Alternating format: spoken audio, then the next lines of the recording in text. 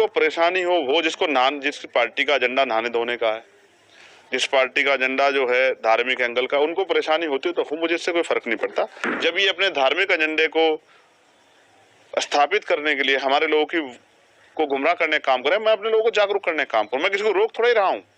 जिसको निमंत्रण मिला वो भी और जिसको नहीं मिला वो भी जाए। मैं सबकी आस्थाओं का सम्मान करता हूं। मैं तो संविधानवादी व्यक्ति हूं। मैं अपने गुरुओं संतों की बात पर खड़ा हूं। मन चंगा तो कटौती में गंगा। आपका एक बयान बहुत वायरल हो रहा है जिसको लेकर घमासान मचा हुआ है कि आप कह रहे हैं कि महाकुंभ के अंदर जाने वाले लोग पाप करने वाले होते हैं। क्या कहें? नहीं, मैंने कहा कि जिन्होंने पाप किए, मैं यहाँ जहाँ रहता हूँ उससे 50-60 किलोमीटर पे हरिद्वार है, और हम बचपन से ये सुनते आए हिंदू धर्म के धार्मिक गुरुओं से कि गंगा जी में जाके अपने पाप धो और पापों से मुक्ति ले लो। ना मैंने पाप किए, मैं तो अपने हक वंचित समाज को उनके पैरों पे खड़ा करने के लिए, उनके साथ जो जुल्म हो रहा है उसको रोकने के लिए काम कर रहा हूं। तो मुझे पाप धोने की जरूरत नहीं है। और रही बात, हमारी पार्टी का स्टैंड स्पष्ट है। जिन संतों गुरुओं महान पुरुषों के रास्ते पे, विचारधारा पे हम लोग चलते हैं, हम पाप और पुण्य में बहुत भरोसा भी नहीं करते, हम तो कर्म में भरोसा करते हैं। तो जिसको परेशानी हो, वो जिस पार्टी का एजेंडा नहाने धोने का है, जिस पार्टी का एजेंडा जो है धार्मिक एंगल का, उनको परेशानी होती है तो मुझे इससे कोई फर्क नहीं पड़ता। मैं तो सतगुरु रविदास जी महाराज को मानने वाला व्यक्ति हूँ। मन चंगा तो कटौती में गंगा। मैं क्यों जाऊं मथुरा काशी, मैं बेगमपुरा का वासी। मेरा मन साफ सुथरा है तो मुझे कहीं जाने की जरूरत नहीं है। मेरा मन इस देश के प्रति, इस देश के लोगों के प्रति, गरीबों के प्रति, किसानों के, कमजोरों के, हर व्यक्ति के सम्मान के लिए और उनकी परेशानियों को हल करने के लिए। बाकी जिसको जो सोचना है, कहना है, वो कहता रहे, मुझे इससे कोई फर्क नहीं पड़ता। मैं अपनी बात पर तटस्थ हूँ। वहाँ इतने मंत्री, साधु संत और मुख्यमंत्री, खुद प्रधानमंत्री को न्योता मिल गया, तो वो सब जा रहे हैं, तो क्या वो सब पापी हैं? देखिए, मेरी बात सुनिए।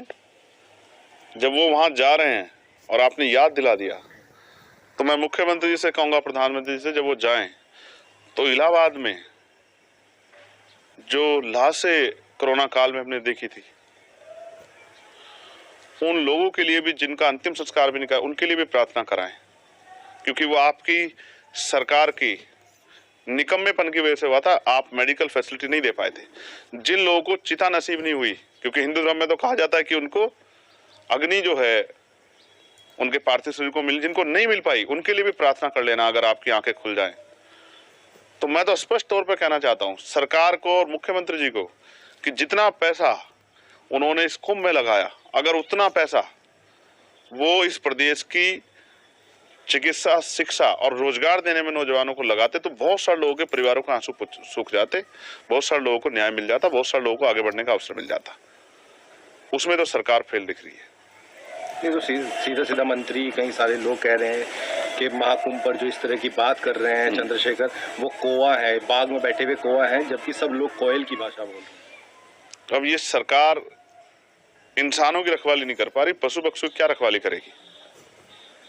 मैं स्पष्ट तौर पर कहना चाहता हूं कि सरकार फेल है, और जो मंत्री और सरकार के लोग जा रहे हैं, मैं उनको बस याद दिलाऊंगा कि जब वो जाएं तो सनी यहाँ जिनकी मुजफ्फरनगर में पीट के हत्या कर दी, उनके लिए भी प्रार्थना कर लें।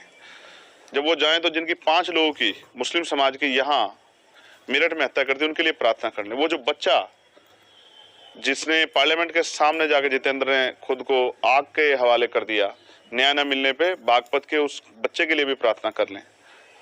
जब वो जाएं, अमन जिसकी पुलिस ने पीट के हत्या कर दी लखनऊ में, उसके लिए भी प्रार्थना कर लें। रामचंद्र मौर्य जिसकी पीट के अभी लखीमपुर खीरी में हत्या कर दी है, उसके लिए भी प्रार्थना कर लें। 49 शिक्षक भर्ती के बच्चों को उनका हक मिल जाए, उनकी फाइल खुल जाए, उसके लिए भी एक बार वो सोच लें।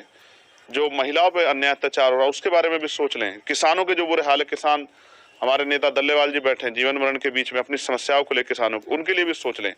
इस पे तो ये निकम्मी सरकार कुछ सोच नहीं रही है। तो इनका एजेंडा जो है नहाने धोने का और धार्मिक एजेंडा, इन पे मैं कुछ कहना नहीं चाहता। इनको जो कहना है कहें, लेकिन जनता इनको आने वाले समय में सबक सिखाएगी।